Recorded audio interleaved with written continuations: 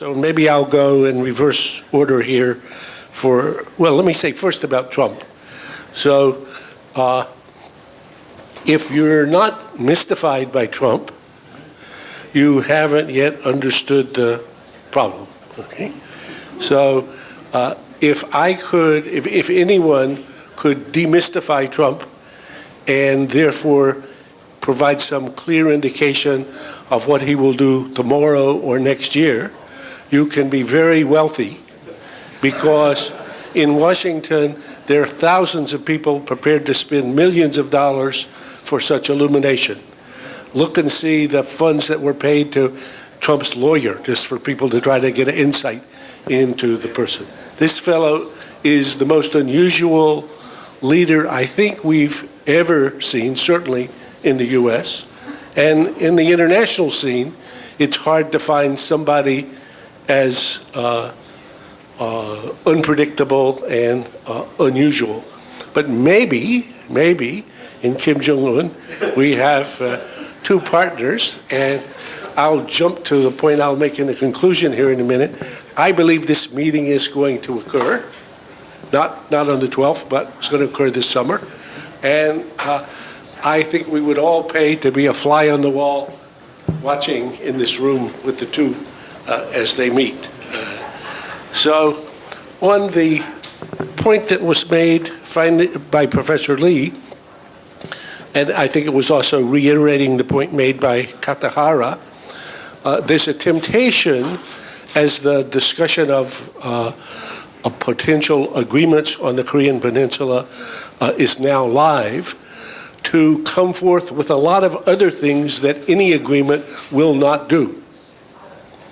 So for sure, an agreement is not going to change human rights practices in North Korea. And the North Korean regime is a cruel and mean and evil regime.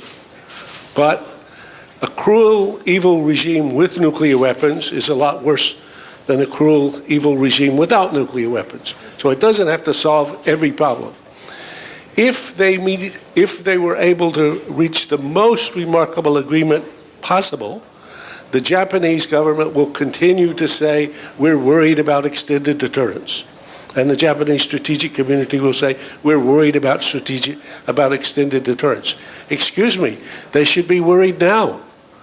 For 10 years, North Korea has had the ability to strike South Korea. And they're living with this. And what can they do about it? Worry, okay? That's it. South Korea, the same.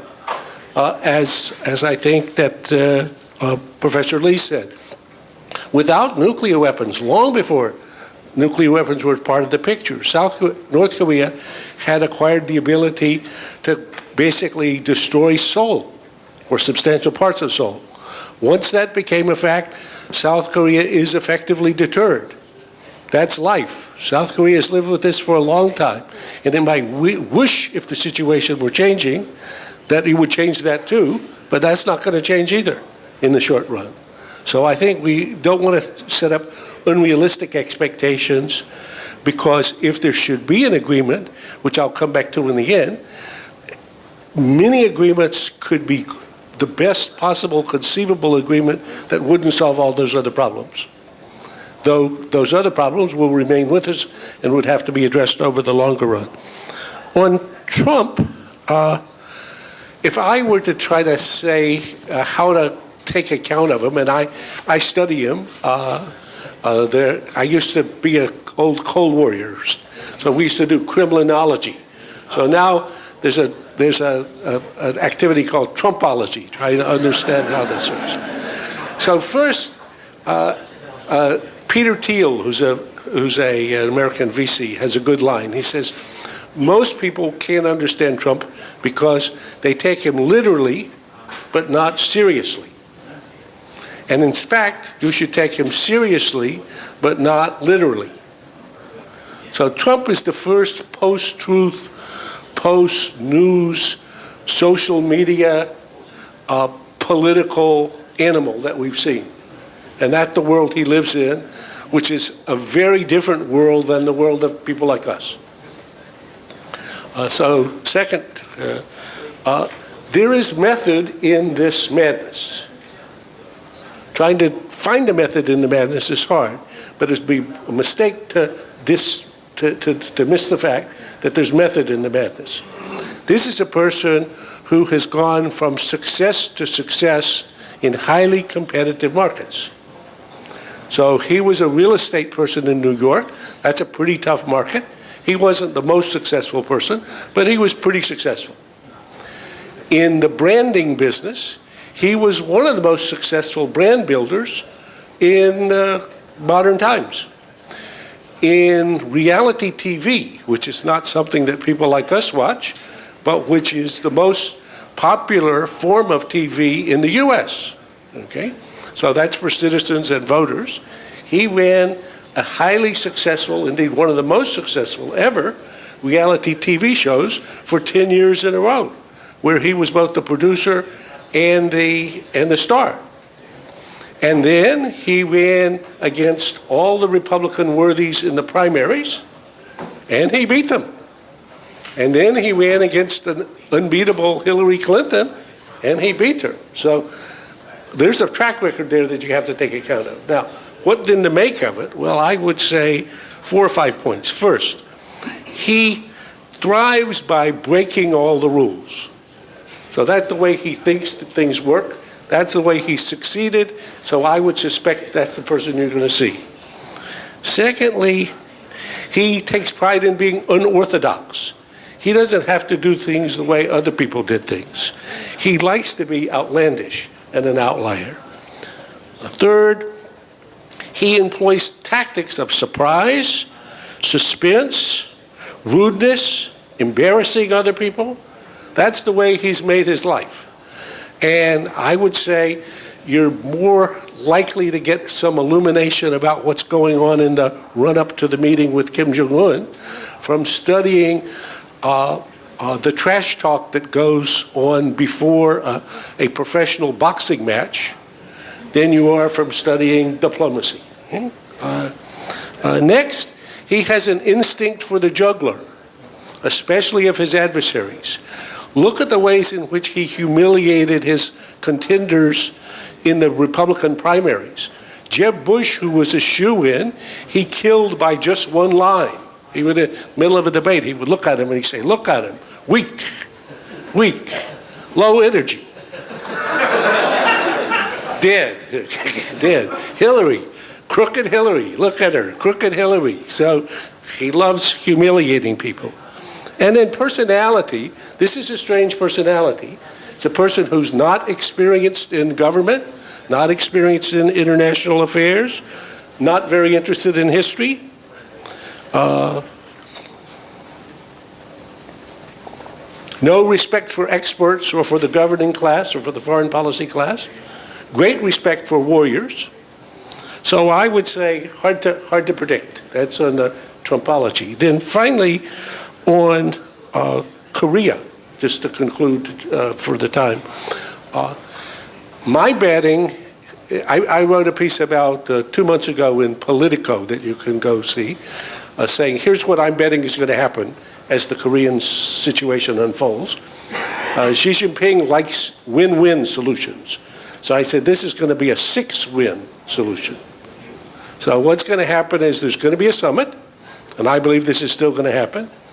At the summit, Trump and Kim Jong-un are going to declare a huge win in which they announced that they've agreed on the denuclearization of the Korean Peninsula, just as our colleague said, the elimination of all threats to the regime, the normalization of relations, the development of a peace treaty, and eventual reunification. And then they're going to say, there happen to be a few details that need to be worked out. And we're going to leave those to our negotiators. And then the negotiators are going to talk about those for a long time. Okay?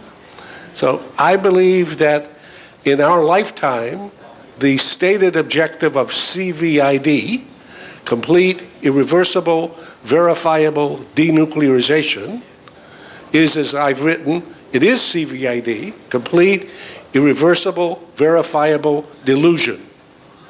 Delusion. This is not going to happen.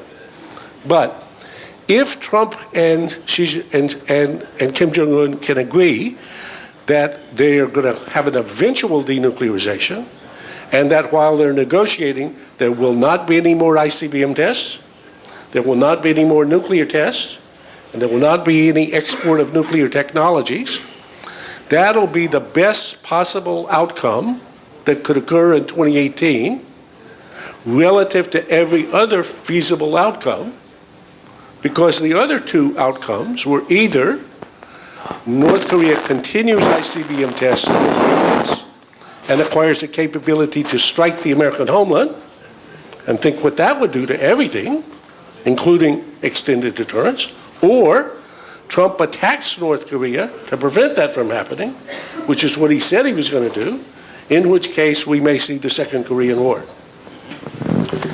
Thank you, Graham, for very insightful and illuminating comments. Now the floor is open for questions and comments. So when you are going to make comment, please keep it to less than 2 minutes, okay? If you want to raise a question, and keep it to 1 minute. Raise your hand, identify yourself, and point your question to, any of these panelists here. Okay. So who will be the first? Okay, Ambassador Mike. Yes. Thank you. Well, let's be honest. Trump was never expected to have a foreign policy with any vision or any agenda.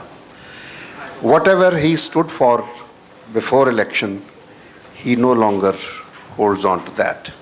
We all know that. He's a changed man altogether. But one rhetoric that still persists is America for Americans. So my question, Professor Harrison, is that if Kim Jong-un makes a counter rhetoric on the 12th of June, that Korea for the Koreans, what will be his response, Trump's response?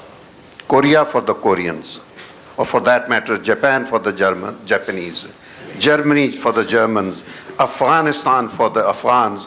So does Trump know the answer, or somebody will have to give him a cue card? Thank you. So a great question. So I think I agree with you, but I think you would be surprised. I think he would say, of course, Korea for the Koreans. Of course, Pakistan for the Pakistanis. Of course, China for the Chinese. He thinks people are naturally selfish, and countries are naturally selfish, and they behave as badly as they can get away with, because that's what he does, and he thinks other people are like that. So actually it's very interesting the way in his relationship with Xi Jinping. Initially in the campaign, he was blaming foreigners for everything, but especially China. No American politician has ever been more vicious about China in a campaign. Often in the campaign, people blame China. But in his campaign, he said China has been raping the U.S. That's pretty strong language even for American politics, okay? Now that he's met Xi Jinping, and he treated him with great respect, and he sees what a strong man he is, he says to him, oh, I see. You were just doing the way I would do. And he blames his predecessors. He says, of course China behaved like that and raped us because we let them. That was what Clinton did. That's what Bush did. That's what Obama did. But I'm now Trump. So he hasn't, unfortunately, thought through what you've thought through, which is, well, if everybody behaves that way, I think Hobbes taught us about the jungle and how that works. And we've been trying to constrain the jungle and its behavior. But I don't think he's gotten that far yet.